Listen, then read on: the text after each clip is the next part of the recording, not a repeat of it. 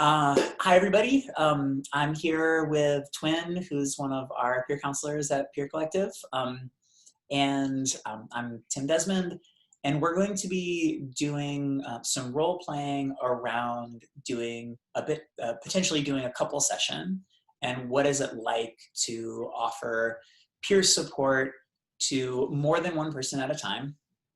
And we're going to kind of see where that goes and just sort of like yeah, and we'll try some stuff out and we'll see how it goes.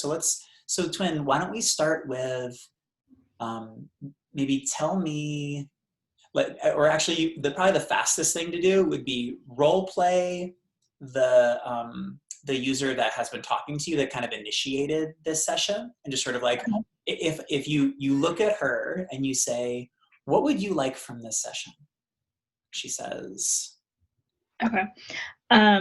Well, my partner and I have been separated for some time.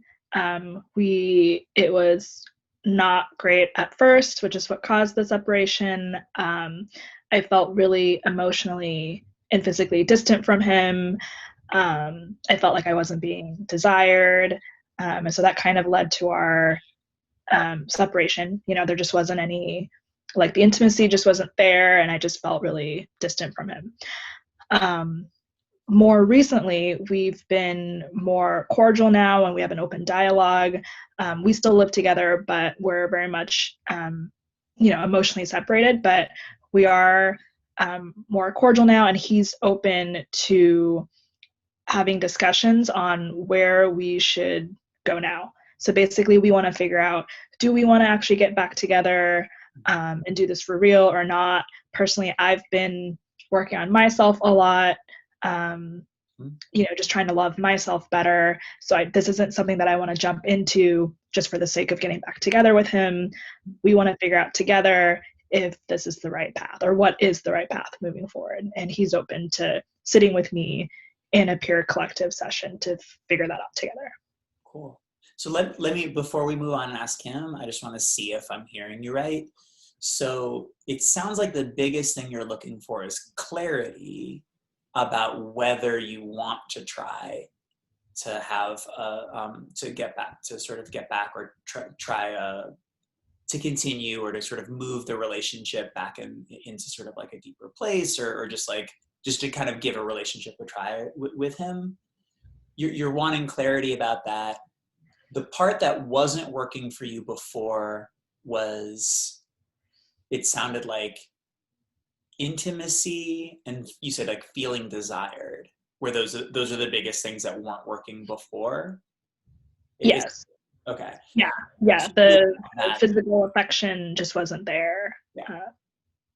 Okay. So now, when you, and just to double check, when you say, and we'll talk about this a little more, but when you say intimacy, is it just physical intimacy or other types of intimacy too?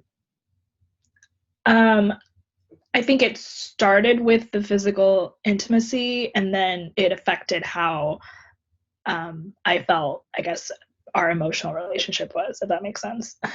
I'm going to try just one more reflection, and you let me know if I'm hearing you. You want clarity about whether or not to try.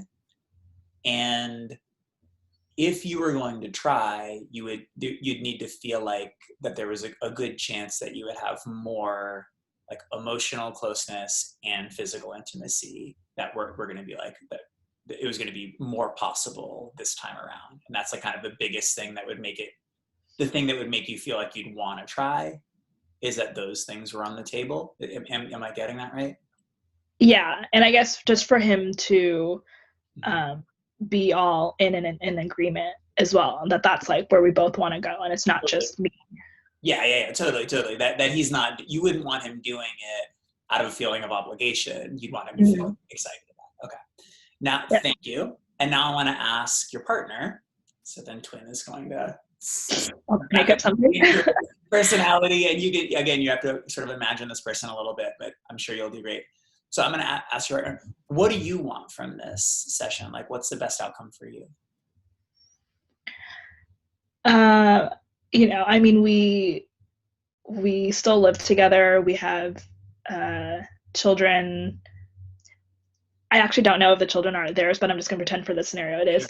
We have children together, and yeah, I just want to know if like this is if I should remain, I guess, in this Mhm. situation, or if we need to part ways um, and find something separate.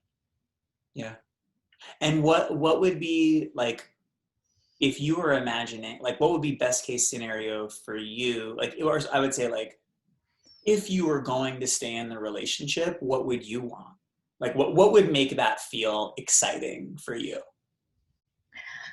Yeah. I mean, I think before we had just been together for so long that I guess I just, the passion just, I don't know, didn't feel like it was there anymore. And I don't know if that probably is normal. But I imagine that getting back together initially will be exciting. Um, but I guess I just want to ensure that excitement and initial passion, I guess, remains um, through the longevity of the relationship if we Okay. were to get back together. Let me see if I can figure this out because it's sounding to me, and I want to. So I'm going to take a second to try to synthesize now. It sounds to me like you kind of both want the same thing. You're both looking for clarity about whether to try again, and you're both saying that what you'd want in another try is especially like more connection, more physical intimacy, and more emotional intimacy. Am I missing anything? Is there anything missing from what I'm saying, or is anything seem inaccurate? No, that sounds right. Yeah, we basically just want to know if we want to get back together, and if we do, why would it work this time as opposed to the first time? And that means that there's going to have to be some changes on That's both of the ends. that's a perfect question. Um, so what I want to try to do now, and what again, I'm going to talk to one person at a time because um, there's probably going to be a desire to chime in because someone's going to say something that you don't agree with. But for now, I'm only gonna talk to one person at a time because I need to try to follow what's happening. So I'm just gonna to talk with you again, person one. Um, yeah, and say, um, so from your understanding, um, are you aware, what do you think it would take? Like, just like if you're to imagine, what do you think it would take to create the type of connection that you're looking for? Like just for on your part, on his That's part, a good question. I hadn't thought yeah, about that. yeah, um, I mean, I guess maybe we would need, you know, I guess very dedicated, I don't know, like date nights or just dedicated nights where it's just us. I mean, obviously we are, there's not much that you can do right now, and we do have children, and they are living with us, and so we have to take care of them first. But maybe it's, just making sure that we dedicate time, whether that be at night or just in the middle of the day or whatever, just to do things for just the two of us. hmm yeah. So there's that piece of that. That's I think that it's a really common experience of when there aren't kids involved or when something is new. There's a lot of kind of maintenance that happens with sort of like just your connection with your partner, and then your energy gets put into so many other directions, and then that like it's like a garden, you don't take care of it and it starts to die, and so it's like that connection is something that needs some more energy. Is that am I hearing you right? Yeah, and then Yeah. sorry, and then I kind of remembered. I think we talked in a previous session about. I do think one of my love languages is physical affection, and maybe just being more aware of, I guess, what each other's needs are, and so that could be like, that doesn't even involve dedicated time, right? That could just Yeah. be like holding hands, doing an errand, or just more affection while we're in the house, things like Yeah. that. Yeah. And now I'm gonna ask person two. what do you think? So hearing that, so picturing this idea of more physical affection, more dedicated time together. So that might be some of what's going on. What do you think is needed to be able to create that type? You were talking about passion, like that type of passion, that feeling again.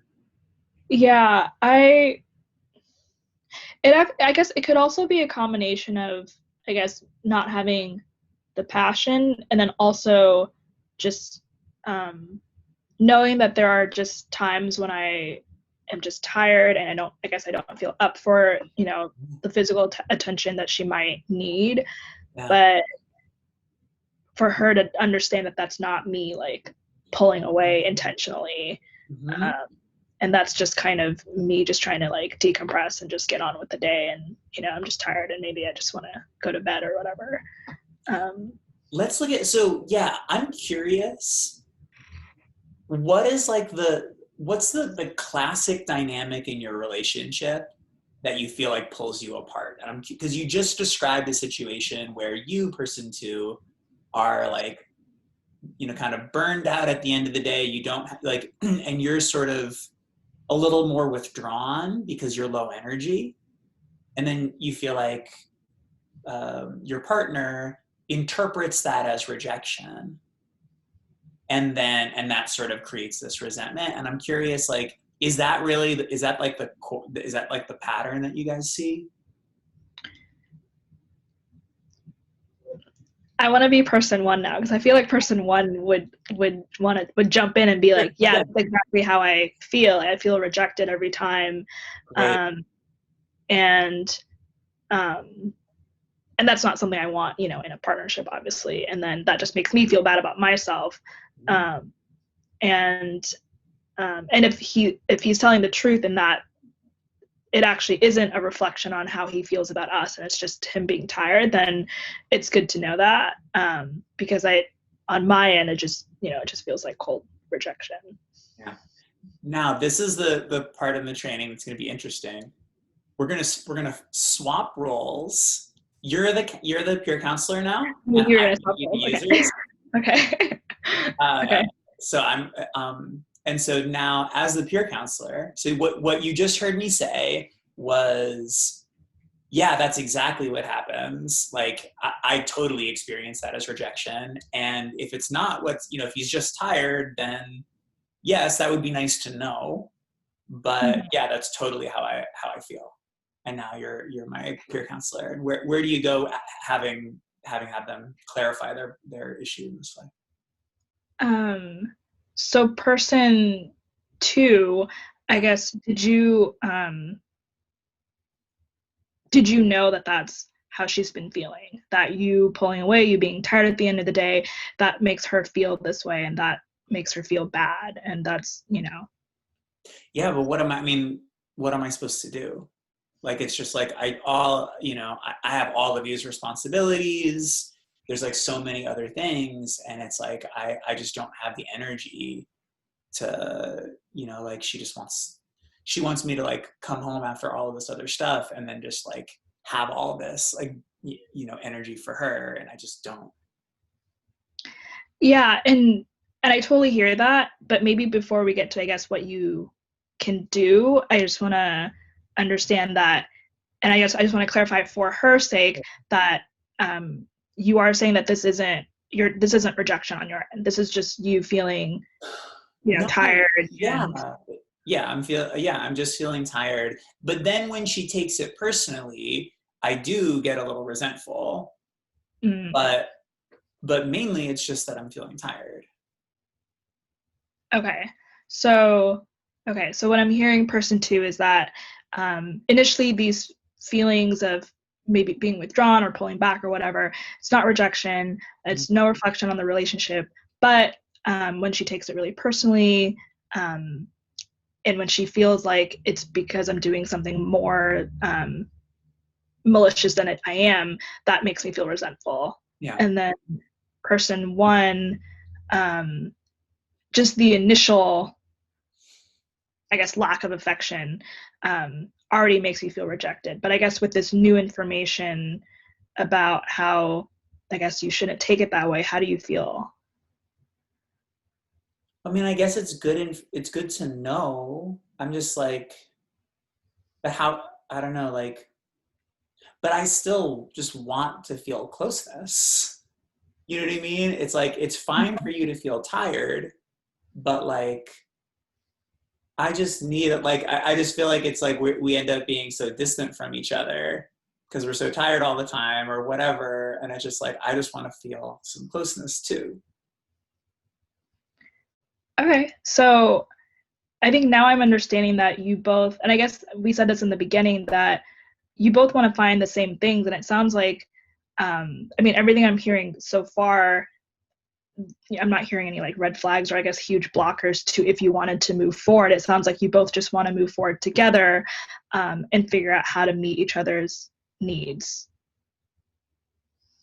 Yeah, yeah, yeah. I don't really know how, but yeah, I think that feels true to me. Okay. And then just to confirm, the only, I guess the core issue we are working on is person one, how to get you the physical and I guess the physical affection and the emotional intelligence that kind of comes with that in the relationship. And person two, it's, I guess, how do you deliver that? But also having your needs met, which is sometimes you just want to decompress. And maybe, and it sounds like maybe physical affection isn't your love language. Well, I don't know. I mean, maybe if when I'm tired, maybe she could come and be affectionate to me. Mm, Like, cause that, like, cause I'm just like, I'm just kind of decompressing. I can't, like, I don't have the energy to go and like, I don't know if that's like too hard or if whatever, but so it sounds like you want her to initiate more. yeah, that'd be nice. Okay. Person one, what do you think about that? Is that something you've tried before? Is it something you would try? It's just hard when if I do try to initiate and you don't respond, or like you just kind of like still seem withdrawn, it's just really like then I feel even more rejected. In person two, I guess for person one's clarity, I mean, it sounds like if you're already feeling, tired or whatever, I can totally understand why you wouldn't, immediately perk up, right? Sometimes you're just going to kind of remain in that tired state for maybe the rest of the night. But it sounds like internally you do enjoy, I guess, or you would enjoy that attention.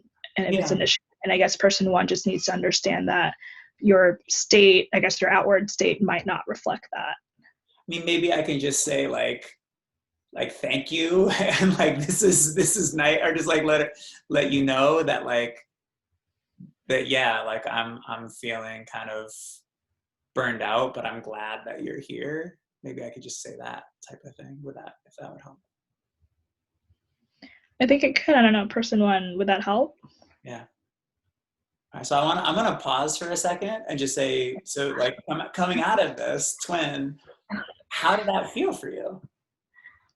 Um, it definitely does feel like you're working double time. You are working double time. Yeah, Yes. it's because you're.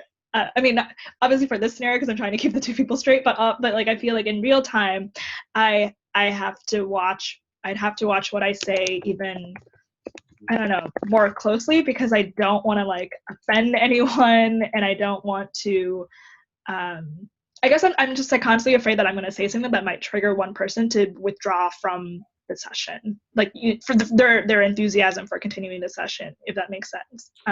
Yes, and I think that what it is. So now let's just sort of like decompress for a second, because I think that you from my perspective very smoothly, with like no prep and no explanation even going into this, you just watched what I was doing and then I said now your turn, and you just started doing it. And it does take, it has a sort of a bigger cognitive load. And what it comes down to for me is when I'm doing one-on-one support, I'm trying to build an alliance with that person and really let them know, like, I'm on your side. When you're talking with two different people, especially that are in a conflict, that your role is the same. Your role is that you want both of them to feel like you're on their side. Right, which is a very delicate balance. Which is a delicate balance. But if you can do it, like one session of just being able to like even that ability to be like, so what do you want? What do you need? What do you want? What do you need? It sounds like you're kind of wanting similar things. Let me reflect back what it sounds like you're both wanting. Like just that, people already feel like is helpful. Okay, that's useful to know, because I will say that when I was watching you do it, I didn't realize that there would be so much reflection, and I didn't realize that there would be so much, again, there'd be a need for so much like explicit confirmation of like, this is what I'm hearing, this is what I'm understanding. Yeah. Which totally makes sense, because obviously they say communication is key, and that's probably the number one cause of a lot of these conflicts. But it was good to see that modeled out for me, that I guess it sounds like I really can't overdo the like, this is what I'm hearing, let me confirm this, how do you feel about hearing this? So I one at a time is like the other thing that happens is if I'm doing one-on-one support, it's sort of like if you're not sure that what you're about to say is going to help, just be quiet and it'll probably go in a good direction. And I think that that's sort of a general rule of thumb when you're doing one-on-one support, is just like, don't step in until you're like, that you feel like you're confident you're saying the right thing.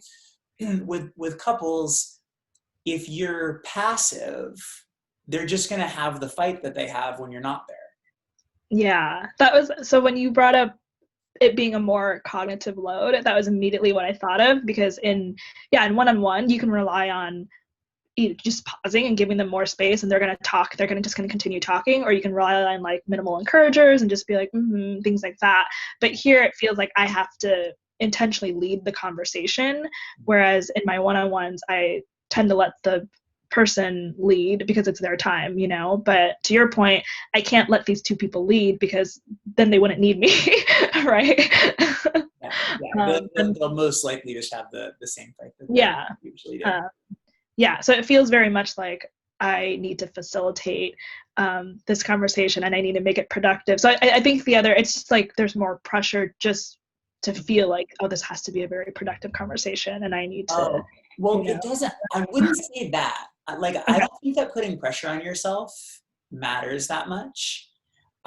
So when I'm doing, in couples, supporting a couple or like doing a session with more than one person, the main thing is you anchor yourself in the fact that your goal is a situation where both people are having their needs met in the way that they want to. You're like, is there some sort of reality where you get all the physical affection that you need, and you never feel pressured that you're not affectionate enough? You know what I mean? It's like we're trying to imagine that future where you're both happy with what you've got. So the anchoring is just like, I want to help you both get what you want. So then it starts with like, what are you hoping for? And then like, let me make sure I kind of get it, because probably one of the reasons why it's helpful is like, what are you hoping for? Often is like, if this person would just stop being such a jerk. And it's like, you can't just let that be what sits in the end solution. Yeah, you need to reflect it back in like so you were looking for respect, you're looking to feel understood. Okay, so yeah. So then you're reflecting back their need in a way that the other person could actually get behind. Like, don't be a jerk, probably the other person's not going to get behind, but wanting you to feel respected, they can. So then it's like, what do you want? Let me frame it in a way that the other person could hear, hopefully. What do you want? and then where is the synthesis? Okay. And then you just kind of like, so what's getting in the way? And like, let's like, how do we, and then it just turns into that sort of like, what can we try? What this reminds me of is I've heard that, you know, when couples fight, it's some couples like it's they fight each other, and then some couples approach it as like it's them versus the problem. It sounds like what I'm hearing is that I need to approach it as like it's like the three of us versus this problem, and it's not, you know, him versus her or the two people versus each other.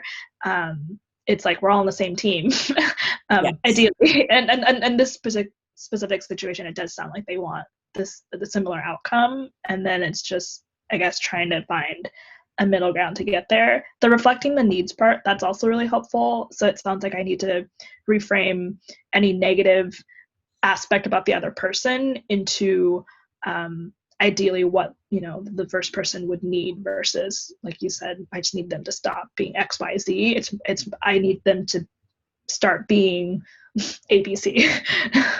Well, like I would like to feel this, like Mhm. I'd like to feel respected. And it's Okay. like, you know, it's like the question is really like reflecting a need is the deepest level of, so why do you, what would feel good about that? Like the why do you want that, Hmm. right? So it's like, I want this person to just stop cutting me off when I'm talking. Um, the question is like, what would feel so satisfying if that were to happen? What about that would feel satisfying? And it's like, is it that I'd feel like I had space or respect, or that they cared about what I was saying, or like, or just more mutuality? Like, what about that Hmm.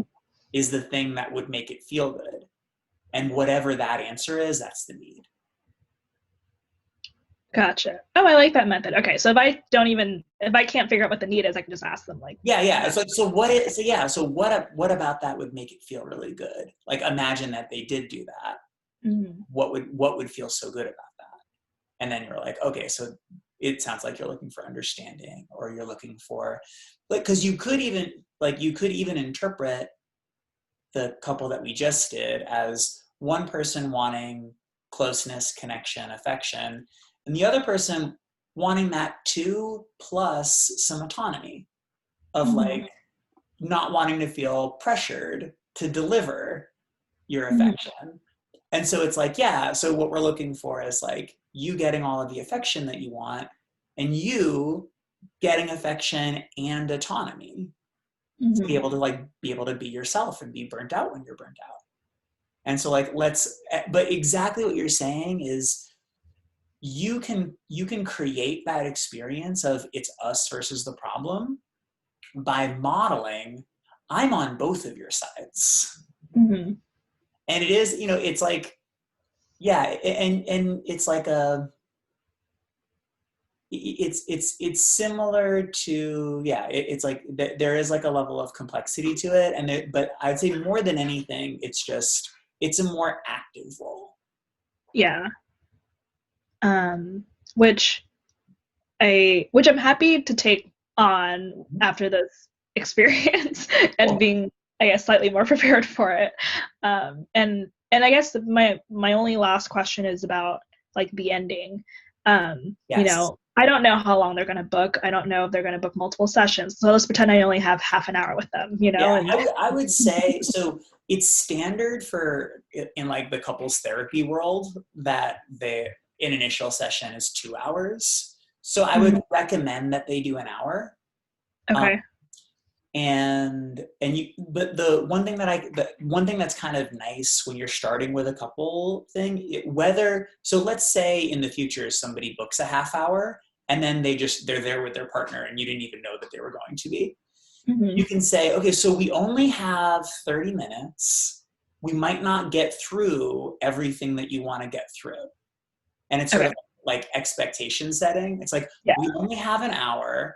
I'm sure you guys have talked about this quite a bit in the past. We might Hmm. not get through everything, but hopefully we can make some good progress.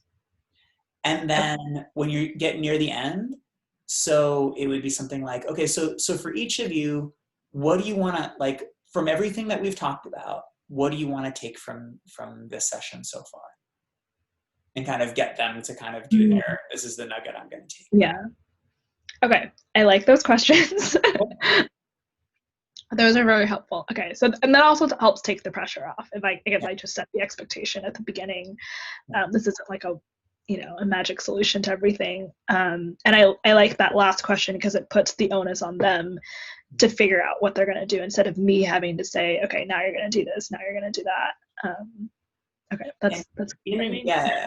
And in clinical psychology research, one of the things, one factor that is correlated with outcome is that if you ask the client or the user or whatever, the person who's coming for help, if you say sort of who's the one doing the work, if they say I'm the one doing the work, they're a lot more likely to have a positive outcome than if they're like, oh, the therapist is the one doing the work, and they're sort of like, they're working on me. That equates with worse outcome than they're helping me work on myself. Gotcha. You want the client to feel like they are taking an active role in their own life, as everyone hopefully should be, but yeah. Okay. Yeah. Okay. I think this has been helpful. We definitely, it's been more helpful than I anticipated given how short it's been. I don't know. Is there anything else that I should know? Yeah, no, I think this is great. And I think that we'll check in again after the session. Okay. And for everybody watching at home, thanks so much. And if you have questions, you can put them in the comments or you can contact me. Thanks.